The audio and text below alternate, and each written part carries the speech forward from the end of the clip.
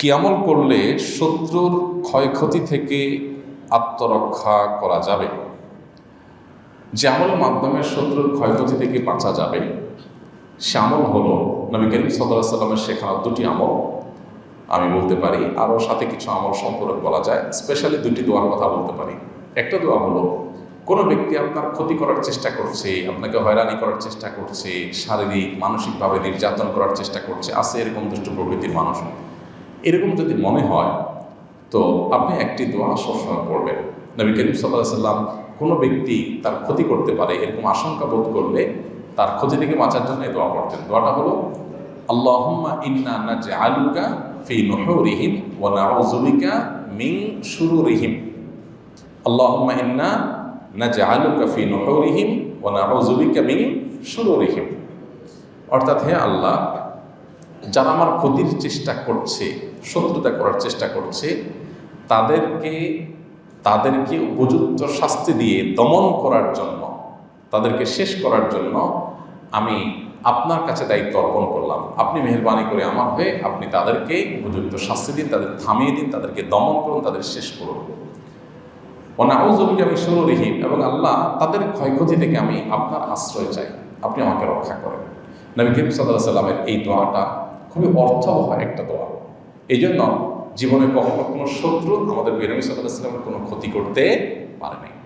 কোনো শত্রুর ক্ষতি দ্বারা যখন আপনি ক্ষতিগ্রস্ত হওয়ার আশঙ্কা করবেন, এই দোয়া পড়বেন, আল্লাহ রক্ষা করবেন ইনশাআল্লাহ। আবার দোয়াটা পড়ছি, আল্লাহুম্মা ইন্না নাজআলুকা ফি নুহুরিহিম ওয়া নাউযু বিকা মিন শুরুরিহিম।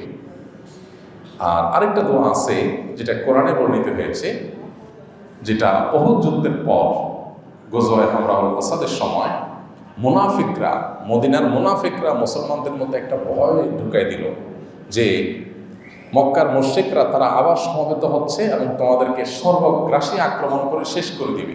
এমনিতে মুসলমানরা উহুদ যুদ্ধে নবী করিম সাল্লাল্লাহু আলাইহি ওয়াসাল্লামের একটা গাইডলাইন থেকে একটু বোঝের ভুল থেকে সরে যাওয়ার কারণে যখন পর্যদস্ত হয়েছে, 70 জন সাহাবী শাহাদাত বরণ করেছে, অনেকে আহত হয়েছে, স্বয়ং নবী করিম সাল্লাল্লাহু আলাইহি ওয়াসাল্লামের দাঁত মোবারক ভেঙেছে, রক্তাক্ত হয়েছেন, অনেক সাহাবীরা আহত হয়েছেন, অনেকে শাহাদাত বরণ করেছেন।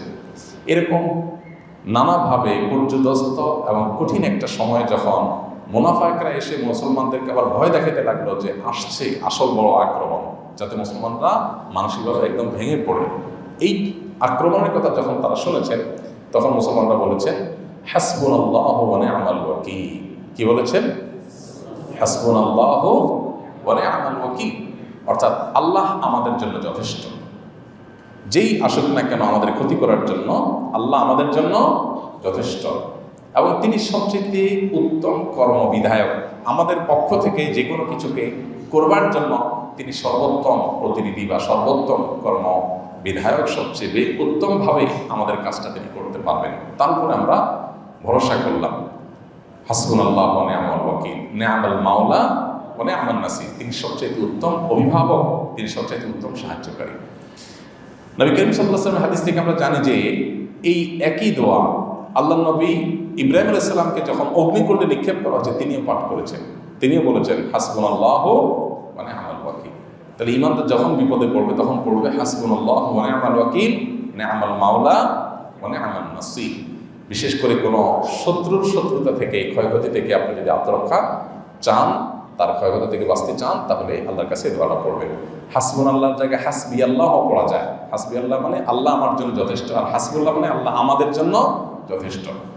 তো এক বচন একটা বহু বচন, হাসবি আল্লাহ ওয়া নি'মাল ওয়াকিল, নি'মাল মাওলা ওয়া নি'মান নাসির। তাহলে শত্রুর ক্ষয়ক্ষতি বাঁচার জন্য যে আল্লাহুম্মা ইন্না নাজআলুকা ফি নুহুরিহিম ওয়া নাউযু বিকা মিন শুরুরিহিম, আর হাসবি আল্লাহ ওয়া নি'মাল ওয়াকিল, নি'মাল মাওলা ওয়া নি'মান নাসির, এই দুটি দোয়া পড়বেন। এর বাইরে দুরূদ এবং ইস্তিগফার নিয়মিত করতে থাকেন, ইনশাআল্লাহ আশা করা যায় আল্লাহ তাআলা হেফাজত করবেন। আস-সুন্নাহ ফাউন্ডেশন, উম্মার স্বার্থে সুন্নাহর সাথে।